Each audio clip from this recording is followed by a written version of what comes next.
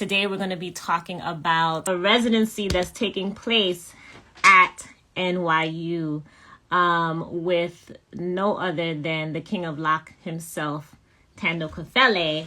And so we are going to be talking to Mr. Kafele, as well as the Black Beauty Archive founder, Camille Lawrence, to talk about this residency program, how it came about, and how you guys can participate. Good afternoon. My name is Thando Kafele. Yes. I am a New York City natural hairstylist, loctician. I am a keeper of the culture, and I love Black hair. I love Black people. And That's right. this fall, Thursday, I get an opportunity to have conversations, uh, Zoom calls, oral histories with veterans, activists, scholars, authors around the culture of our hair. Hi, Kafele. Hey, Natasha. Hi. I'm loving the crown. I'm loving the crown. Thank you. I'm trying to usher in the fall a little bit sooner. Well, you're doing a great job. You're doing a great job. So please, if you will, introduce yourself to the audience, and then we're going to get into this residency because I got so many questions. Of course. Hi, everyone. My name is Camille Lawrence. I'm a retired makeup artist of 12 years. I'm the founder of Black Beauty Archive, where we archive and preserve the history of Black beauty culture. The work that I do is to preserve the history of Black beauty culture and supporting Black beauty practitioners to affirm that they're not only, right, beauty practitioners, but they are also memory workers by preserving these ancestral practices, creating these new innovations, and really keepers and creators of the culture. And so I'm so elated to be in conversation with you, Natasha and Kafele. And lifting Kafele up as the first artist in residence at the Hemispheric Institute. For those of you who don't know, the Hemispheric Institute is a library that is located within the NYU family. But the point of difference with the Hemispheric Institute is that, number one, they preserve everything they do in perpetuity. So that means when file formats change, when technology changes, everything that happens there is preserved there, will be updated and accessible. Wow. And the second thing is that they are a library that is just focused on performance art. They were really a library that was created to preserve the dance forms. But as a beauty archivist, I see beauty practitioners and that same technique of art making as also ephemeral. Beauty is performance art in its own right. And so I kicked my foot in the door. I said, these are the people we should be honoring and collaborating with. And so that's how Kafele and this wave of beauty practitioners are now coming into that library to contribute and to preserve their stories. That is amazing. I know you be kicking down doors. I know that's who you are as soon as I met you. I mean, but right? As are you, yes. And as Kafele, we are that's all right. very much like, that's the legacy. I feel like that we all stand on the shoulders of all of our ancestors and everyone who came before us. They broke open the doors and we continue to just level it up every single opportunity we get. That's right. That's right. So tell me a little bit about the residency in general. How long is it? What can we expect? I know that I guess this is going to be the first of the first part of the residency is happening on Thursday. So tell us about that. Kafele, you want me to start or you want to go ahead? Okay, I'll start. So Kafele's residency is part of a larger umbrella of programming that I was curating called We Not New to This, We True to This, right? Mm-hmm. And it's affirming beauty practitioners as memory workers and keepers of the culture. And so the event that's happening on Thursday is called How Did We Get Here? Kafele's wordplay, just kiss. As y'all know, Kafele is not only a loctician, but also a wordsmith. Yes. So Kafele came up with the whole idea and concept. So the title is How Did We Get Here? But I also wanted to marry that with us taking a deep dive into Black hair, the artistic practice of it, and the performance of citizenship. Explain we to them what that means. I was about to ask. Yeah. So when we talk about the performance of citizenship, we know historically that Black hair has been politicized, it has been ostracized, it has been policed, it has been micromanaged, and it has been seen from the perspective of non-Black folks as a problem.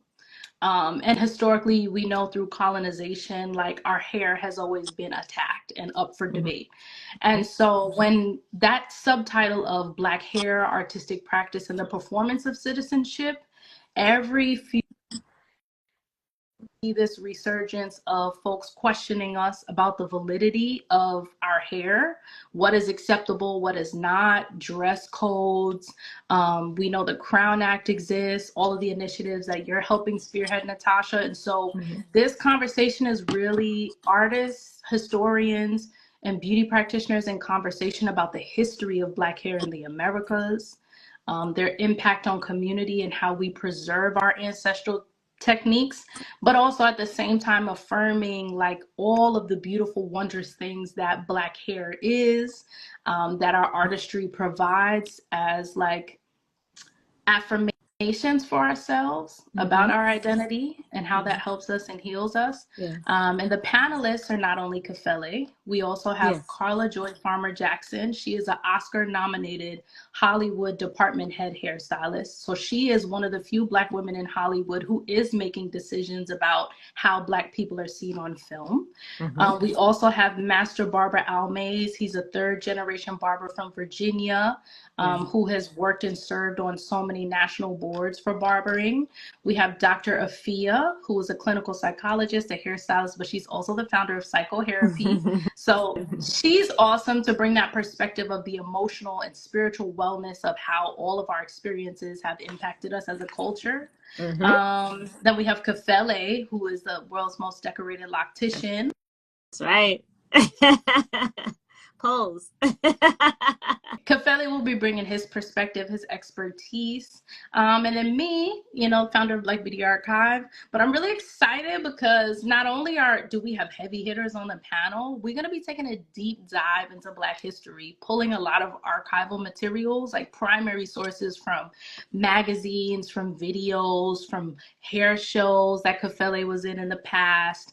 Carla's going to be talking about a lot of her influence in doing films. Like Carla's worked on projects from Cinderella with Brandy, Grey's Anatomy, all that. She just did Dolomite and Coming to America. She just did the Bob Marley film. She's finishing up the Michael Jackson biopic now. So it'll be really nice. We're going to kind of really take a journey through history. Yeah. So oh my goodness. So it's talk, a little bit of multimedia, history. So it's going all over the place. So this is sort of like a lecture, if you will. Series. It's almost like a symposium. So it's going to be it's going to be two conversations. We're breaking up the conversations through chronology, right? So we're going to start about pre-colonization because we need people to know, like, you know, our practices did not start here in the Americas. This is something that's in the blood. Yes. And then we'll come up probably into like the 1920s. We're probably going to take a break and then go from like when mass media was coming in up until present day. But I'm excited because all of the people on the panel have so much to contribute. Yeah. And they're all really pillars, I feel, in the Black hair community and adding all of the different elements of everything that we need. We need representation in Hollywood. We need representation in community. We need representation in academia. And so it's going to be a different vibe, but academia also needs to be shaken up. Like I'm someone who believes that transformation has to happen within and outside. Yes. So this, I think, is one of the many events where we are bringing that fusion in to shake it up, but also affirm, like, we've been doing this, but let's talk about it on a grander scale. Yes. Girl, I love it. I love every minute of it, and I love that you're bringing this into the space. I didn't know anything about the Hemispheric Institute, so you just breaking that down for me, I'm like blown away. In what's the word? Perpetuity? So that means forever, ever, forever, ever. Yes, forever. Which we are, right? And there's so much. Oh my God, that is amazing. So, Kafele, tell me, what are you looking forward to the most? What are you excited about? Some might say, use the word nervous, but what are you excited about and looking forward to the most for tomorrow's conversation? Thursday. Sorry, Thursday. Oh Lord, I'm getting my days mixed up. Thursday's conversation, the 19th. I'm just in a space of gratitude. Like I can say it a million times. I never imagined that something like this would be possible. Yeah. You know? And I can't thank Camille a million times over for having this vision, seeing me in it, and being true to her word. Like she said she was going to do this, Yeah. and she really is doing it. So I just want to show up. I want to have a conversation and Thanksgiving with my peers that I know, my peers that I don't know. And I want to make my community proud. This whole thing is a tribute and an honor to my mom, who recently passed, who did not get an opportunity to do what she wanted to do creatively. Mm-hmm. And so I hope to make her proud. I hope to make all of the ancestors who have done this work before me proud, who's doing it proud, and who are going to do it proud.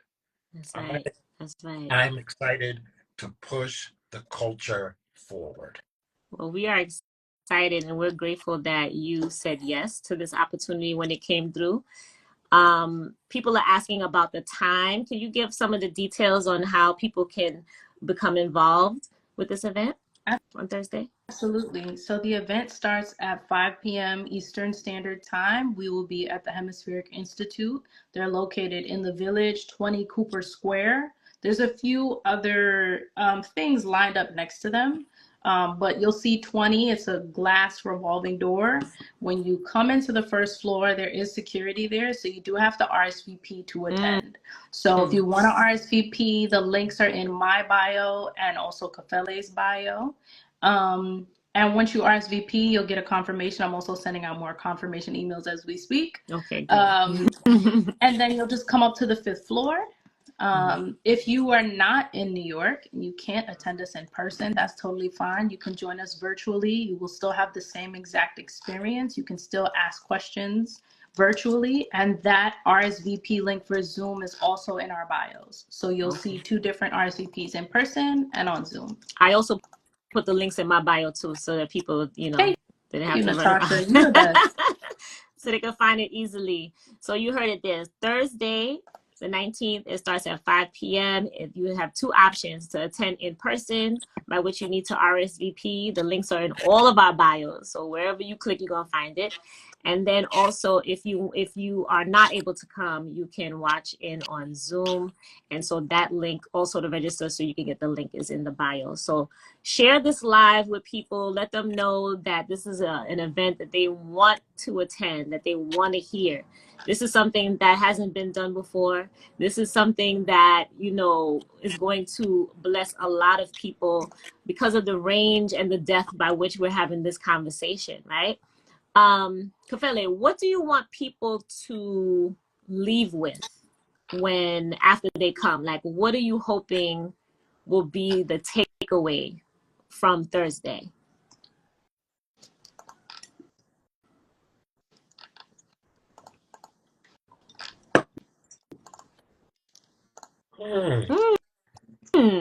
Good question. Yeah. I want people to know that Black hair matters. Mm-hmm. I want people to know that there are Black men who are leading the conversations around natural hair. Okay. I want us to be empowered to I want us to be empowered to own our industry, but not only own it, control it. Mm-hmm. Mm-hmm. You know, there's a Yeah. lot of black owned product lines that are black owned, but they're not black controlled. Mm-hmm.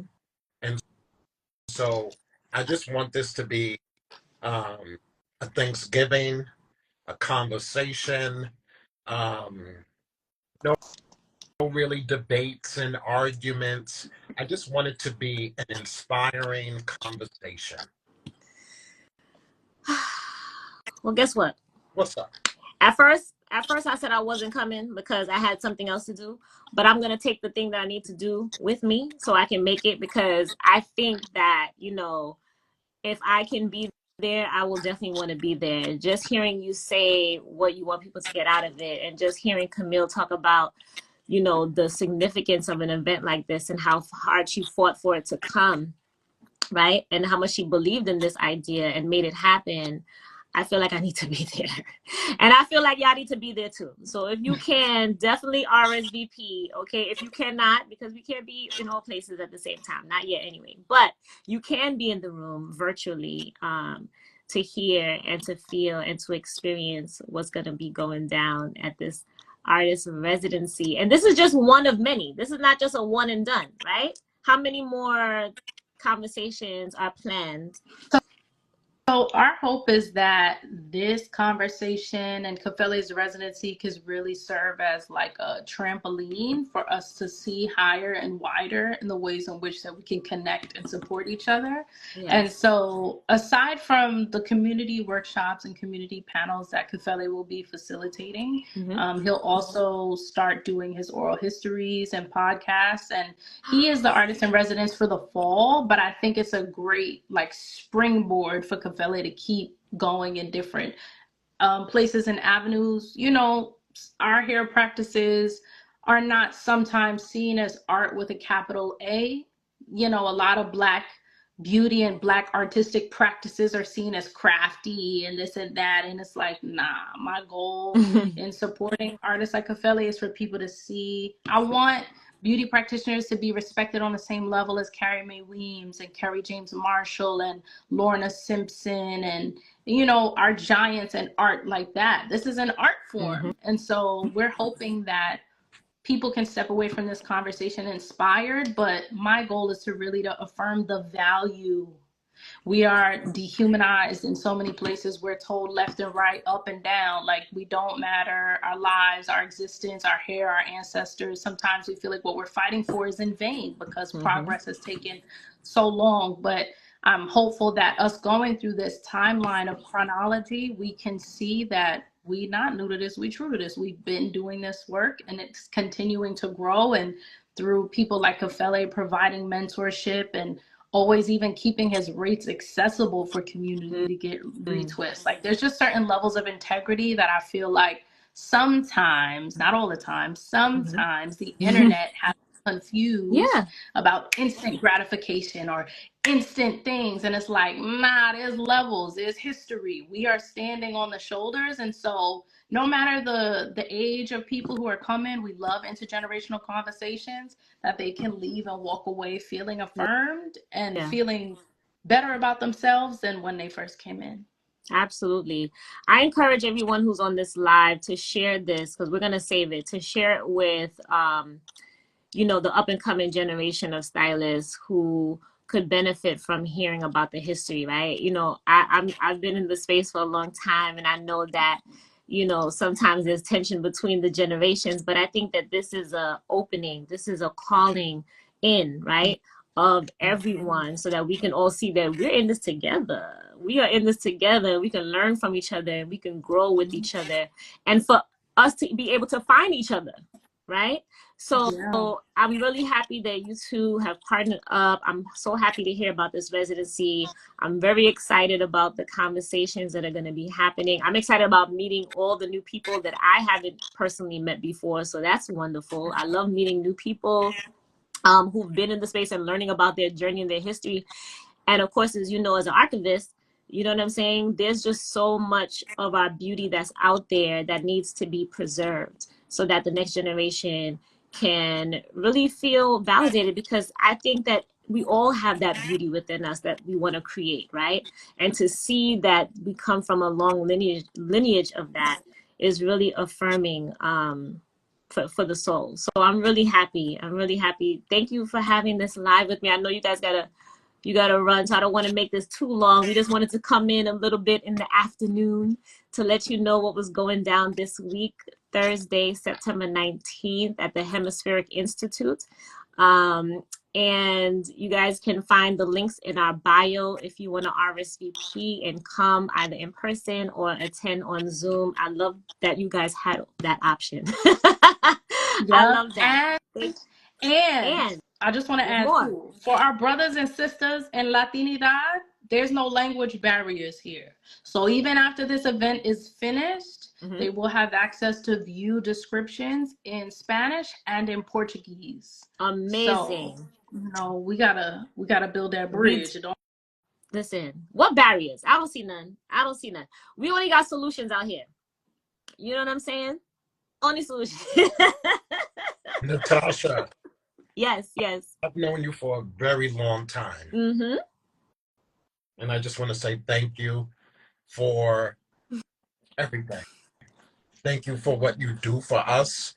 You are becoming the Oprah of our community.